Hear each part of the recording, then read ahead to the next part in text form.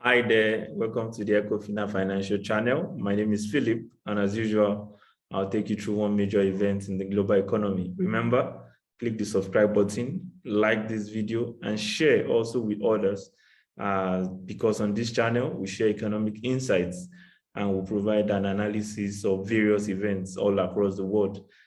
Today, we'll be looking at the Nigerian economy and looking ahead into 22 as to what factors you should be considering, you should be looking at as an individual, as a business owner, an entrepreneur, or even as anyone into any kind of business, even in Nigeria. Earlier this year, we actually did talk about the factors that will shape the Nigerian and global economy. And if you look at that video again, you will see that most of those factors have proved to be key. You can check out earlier videos in January for that. But today, we'll be looking at what things you should be looking out for in 2022 and what you should be prepared for, really, so that it doesn't catch you unawares, really. So the first thing we'll talk about is inflation. Inflation refers to the persistent rise in the prices of goods and services. And if there's any word that I think most Nigerians are familiar with right now, it is that word, because prices really have been on the increase. It is true that there has been a moderation in the inflation rates in recent times, but at 15.99% as at the end of October, is still very, very high. Most central banks target a single-digit inflation. And so any inflation rate above 10% is still seen as very high. So going into 2022, it's looking like that might persist, especially when you consider some of the other moves the government is talking about, most especially the petrol subsidy. We'll look at that in more detail, the petrol subsidy, but that really is a factor that can even drive inflation higher. And it's something to consider for 2022. Then we look at the trade balance. That's the second factor we think is important. This maybe not many have the capacity to change what happens in that sector, but the government really has to do more because currently, at least for several quarters now, Nigeria has been operating a negative trade balance, which means that Nigeria imports far much more than it exports. As long as that persists, it will continue to have a negative effect on the exchange rate. The exchange rate is something that is of importance to everyone because, of course, Nigeria still imports many of the things we use, so which also has a way of also driving up inflation. So if that can be corrected, maybe there will be an improvement in the exchange rate situation, and there will also be an improvement in Nigeria's balance of payment. So look at that space to see how exports improve, how imports come down, and how we improve both metrics just to ensure that Nigeria is in a better position. So the trade balance definitely is something to look out for. And that leads us into the third one, which is the exchange rate. Now, the exchange rate, of course, has been a source of concern to many Nigerians. And what is more is that the exchange rate in the official window and in the parallel market is markedly different. And as long as that persists, it will continue to create an opportunity for arbitrage. So in 2022, we think that the CBN might adjust the rate a little bit just to make it reflective of market forces, because right now, even the way it is a disincentive to foreign investors.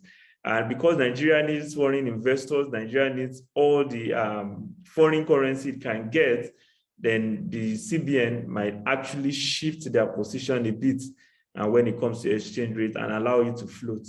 And if there is a convergence really between the official and parallel market rates, I think everybody will be better for it. It means that there should be more supply of foreign exchange, because right now, probably some are still holding because of the opportunities that exist for arbitrage. But if that changes, if the CBN makes any move, just to allow the market to float a bit, then you can expect that the exchange rate situation will ease off a bit. But let's see how they act. But it's definitely something you should be looking out for in 2022. You talk about unemployment as well. Unemployment rates, the last figure released by the National Bureau of Statistics is at 33.33%. Given the way 2021 has gone, it's unlikely that there has been any improvement in that. It's probably even worse. And you know what happens is that, you know, purchasing power and all those things become an issue, which has a way of affecting the entire economy. So the unemployment rate is something to look out for in 2022 as well.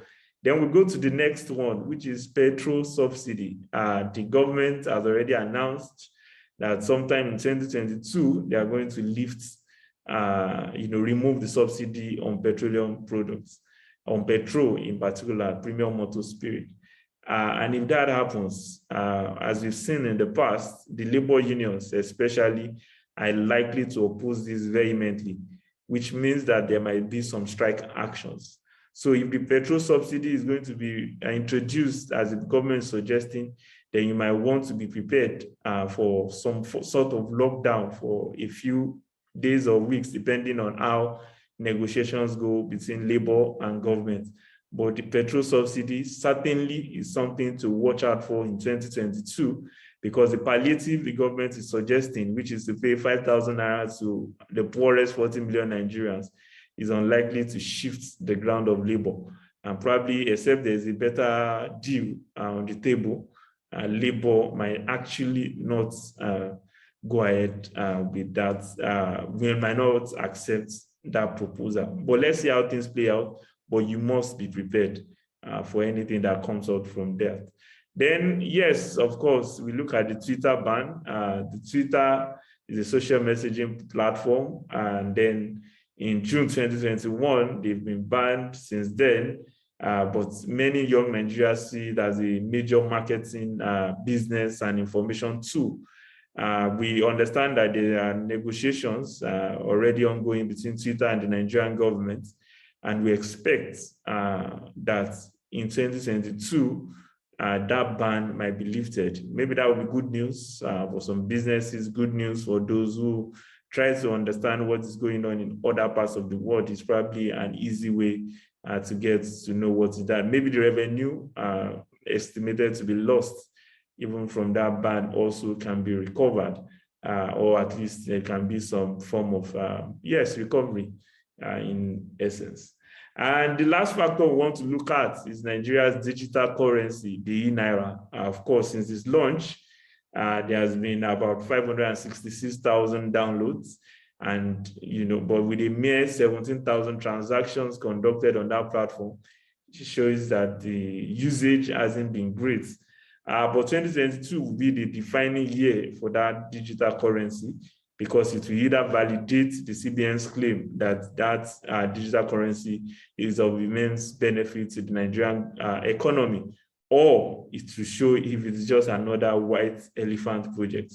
But we can only wait and see. So these factors are important. Some even feel that another factor that should be added is the 2023 elections, because some moves by the politicians, some moves by people might be with 2023 in mind.